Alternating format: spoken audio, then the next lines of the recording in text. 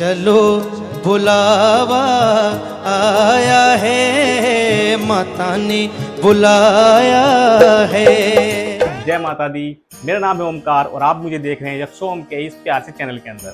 आज की इस वीडियो में हम बात करेंगे उन 10 पॉइंट्स के बारे में जो वैष्णो देवी यात्रा के दौरान आपको जानने बेहद जरूरी हैं। यात्रा मार्ग। जब हम माता वैष्णो देवी जाते हैं तो हमको 2 रास्ते मिलते हैं। एक रास्ता जो पुराना परंपरागत रास्ता है, जो बाण गंगा से चरण पादुका होते हुए भवन की ओर जाता है। दूसरा रास्ता है ताराकोट मार्ग, जो अर्धकुंवारी के हिमकोटी मार्ग पे जाके मिलता है। अर्धकुंवारी के उस मार्ग तक जाने में उसको 7 किलोमीटर लंबा रास्ता तय करना पड़ता है, जबकि पुराना रास्ता केवल 5 किलोमीटर में आपको अर्धकुंवारी पहुंचा देता है। अब अगर आप चाहते हैं कि आपको कम दूरी तय करनी पड़े तो आप पुराने रास्ते से ही जाएं। अर्धकुंवारी पहुंचने के बाद भी आपको 2 रास्ते मिलेंगे। अर्धकुंवारी पहुंचने पर एक रास्ता हाथी मत्था मार्ग से होते हुए साईं छत जाता है और साईं छत से भवन की ओर जाता है, जिसकी चढ़ाई काफी खड़ी है। इसके अलावा एक मार्ग जो सीधा भवन की ओर जाता है वो है हिमकोटी मार्ग, जो एक सपाट रास्ता है जिसके चलने में कठिनाई नहीं होती। लगभग 5.5 किलोमीटर का वो रास्ता आपको बड़ी आसानी से भवन की ओर पहुंचा देता है और नए हिमकोटी मार्ग पर ही आपको बैटरी कार की सुविधा मिल जाती है। अगर आप चाहें तो ऑनलाइन या ऑफलाइन वो सुविधा ले सकते हैं। नेक्स्ट इंपॉर्टेंट पॉइंट है माता वैष्णो देवी के दर्शन करने का समय। माता वैष्णो देवी के दर्शन 24 घंटे भक्तों के लिए खुले रहते हैं, लेकिन आरती 2 टाइम वहां पर की जाती है, एक सुबह के समय, एक शाम के समय। और आरती के समय के अंदर किसी भी भक्त को दर्शन करने की अनुमति नहीं दी जाती है। उस वक्त सभी लोग एक लाइन के अंदर खड़े रहते हैं और इंतजार करते हैं माता वैष्णो देवी की आरती के खत्म होने का, क्योंकि उसी के बाद ही आपको दर्शन करने का मौका मिलेगा। अगर आप आरती में खड़ा रहना चाहते हैं तो आप जा सकते हैं। अगर आप चाहते हैं कि आपको टाइम ना लगे लाइन के अंदर, तो आप ऐसा समय निश्चित करें कि आपको दोपहर के अंदर या आरती के समय के बाद, चाहे वो सुबह का हो या रात का हो, आपको उस समय ही लाइन के अंदर लगना है।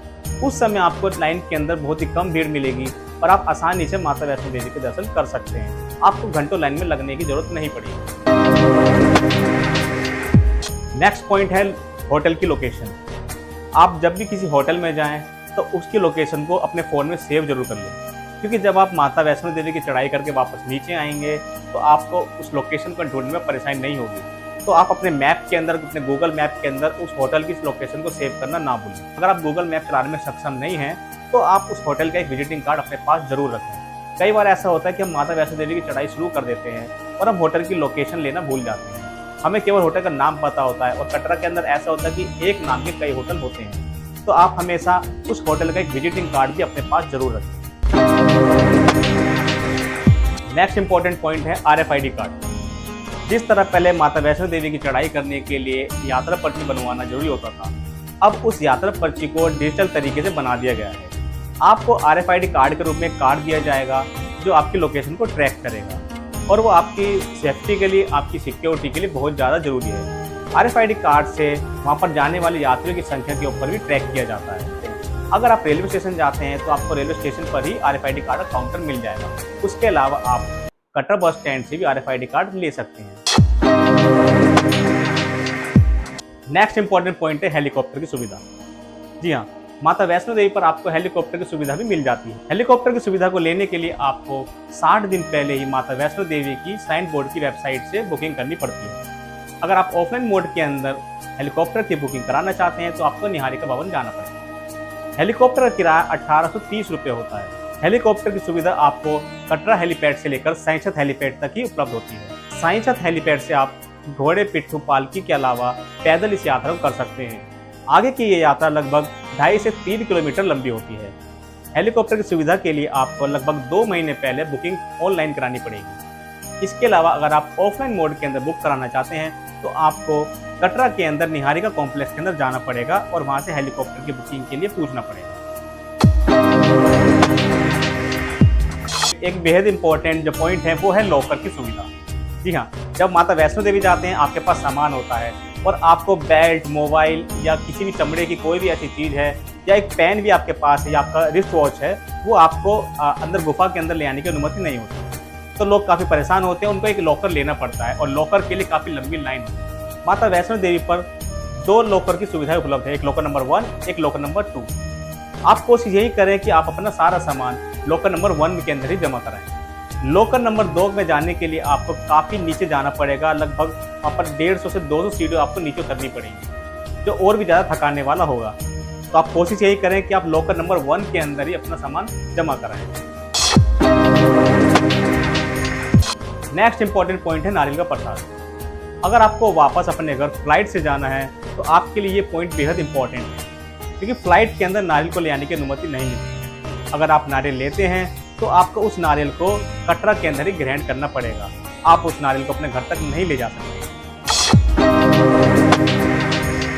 है क्लॉक रूम। क्लॉक रूम एक ऐसी सुविधा है जहां पर आप अपने साथ लाए गए लगेज को, अपने सामान को जमा करा सकते हैं। तो अगर आप चाहते हैं कि आप एक ही दिन के अंदर माता वैष्णो देवी की चढ़ाई पूरा करेंगे और अपने घर को जाएंगे, तो आपके लिए क्लॉक रूम एक बहुत इंपॉर्टेंट रोल कर सकता है।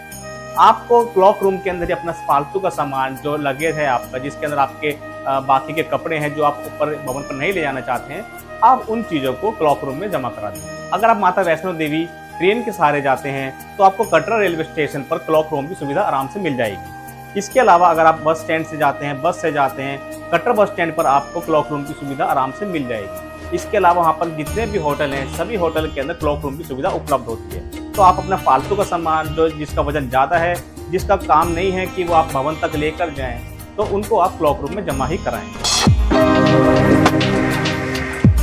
नेक्स्ट इंपॉर्टेंट पॉइंट है मौसम। अगर आप माता वैष्णो देवी दर्शन के लिए जाते हैं तो आपके पास एक छाता या रेनकोट होना बेहद जरूरी है, क्योंकि मौसम के अंदर निरंतर बदलाव के कारण वहाँ पर कभी भी बारिश का मौसम बन जाता है। तो आप इस असुविधा से बचने के लिए आपके पास एक रेनकोट या एक छाता होना बेहद जरूरी है।